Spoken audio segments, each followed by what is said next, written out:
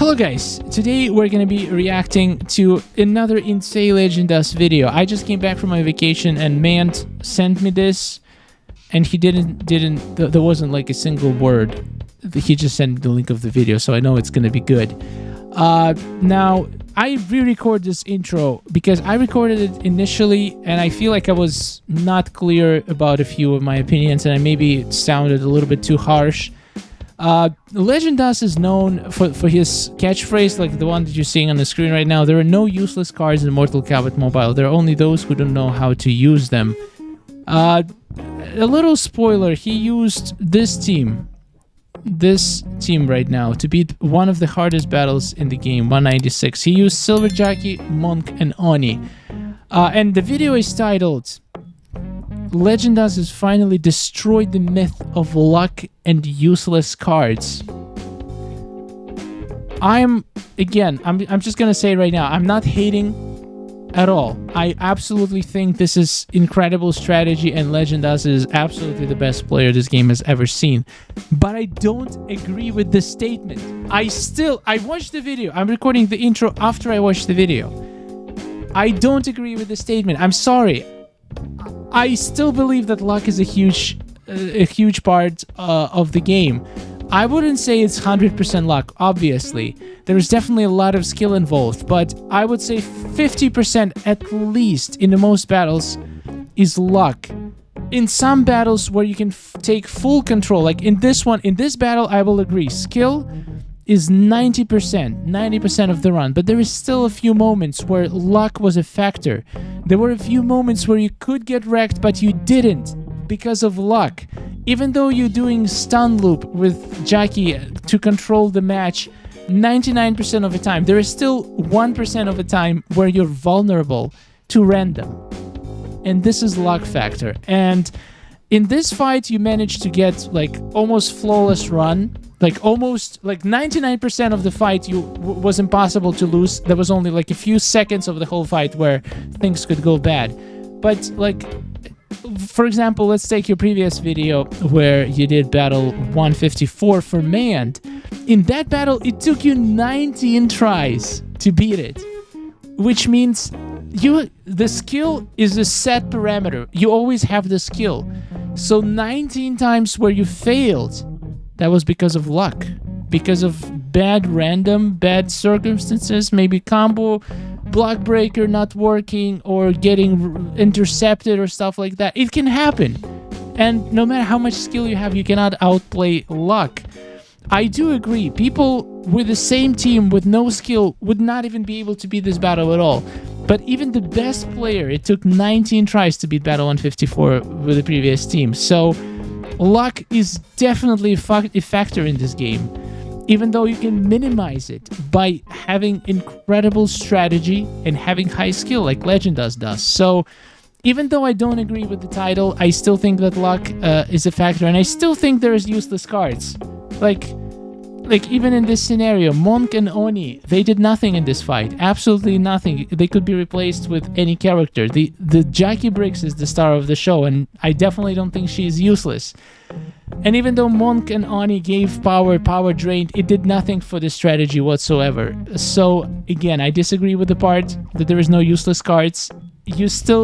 I know Legend Us is trying to prove it in every single video, but so far, I'm still not convinced. I still think there is less cards that are useless than most people think, because Legend Us has proven that some cards can be very useful even though we didn't expect it. But there are still a lot of cards that they just have nothing to offer. Their passives are trash. They don't have anything on their special attacks.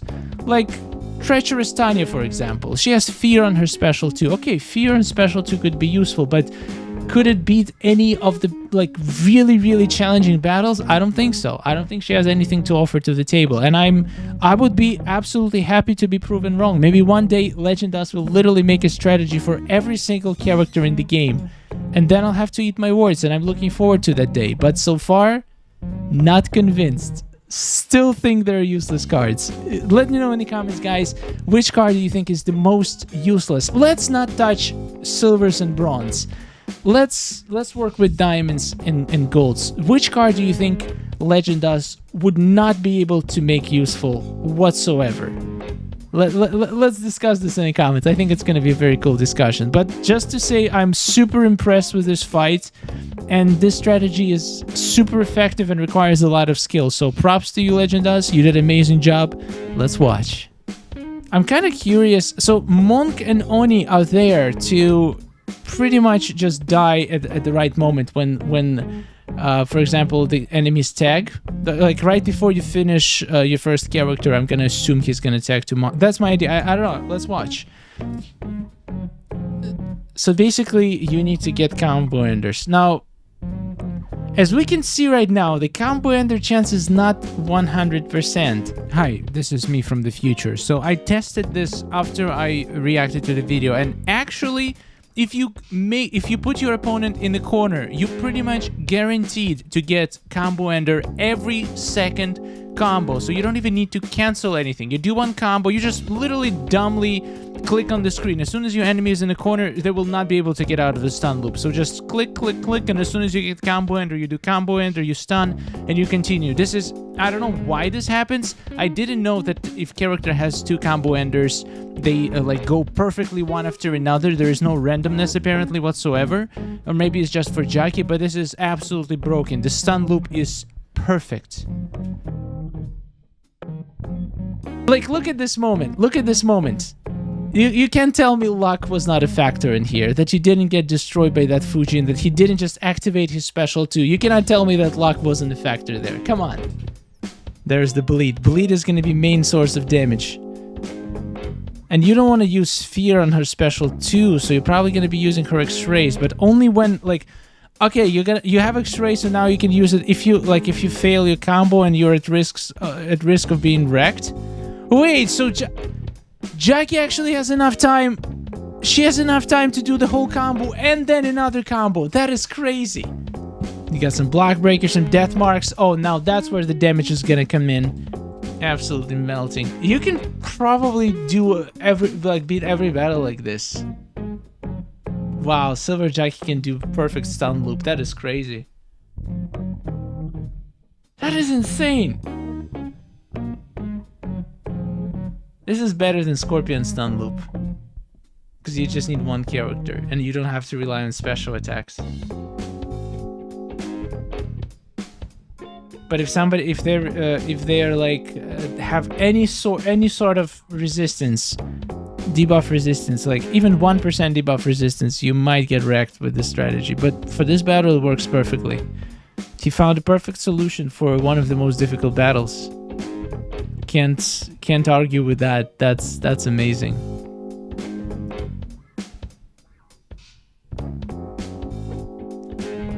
Okay, so now I'm assuming he's gonna tag to Monk or Oni when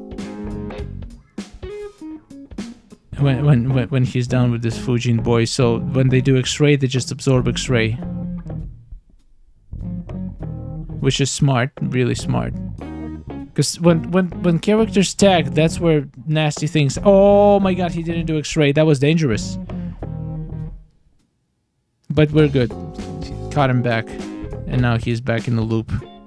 Again, that was one risky moment before this combo. If that combo got blocked, the run is over. Another factor where luck was a factor.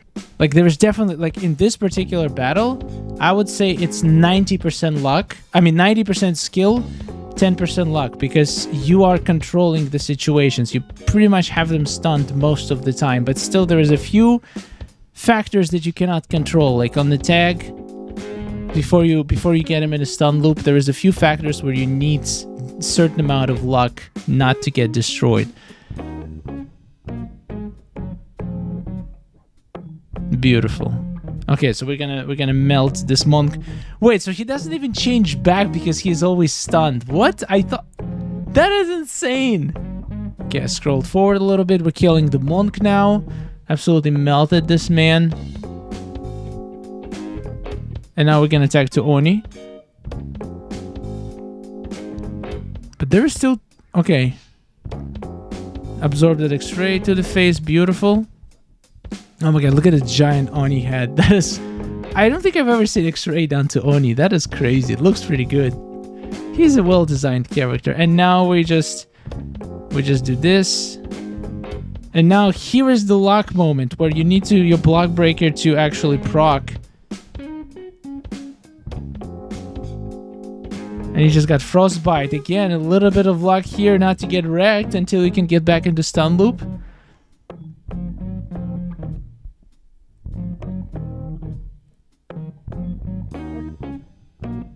Amazing. Okay, again, I'm not trying. Don't get me wrong. I'm not hating on this strategy or anything. I'm just trying to point out a few things. And another thing I want to point out is that having Monk and Oni in there was not essential. Like, you cannot say that they're useful because they were in this team. They did nothing at all. Like, zero. Literally any other card in their place would have worked exactly as efficient for this strategy. Again, just pointing out the fact.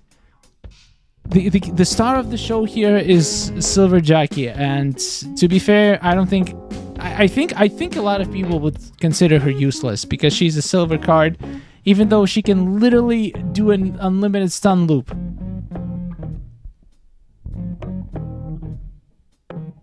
But I also feel like this wasn't possible all the time. Did they buff her stun in the last update?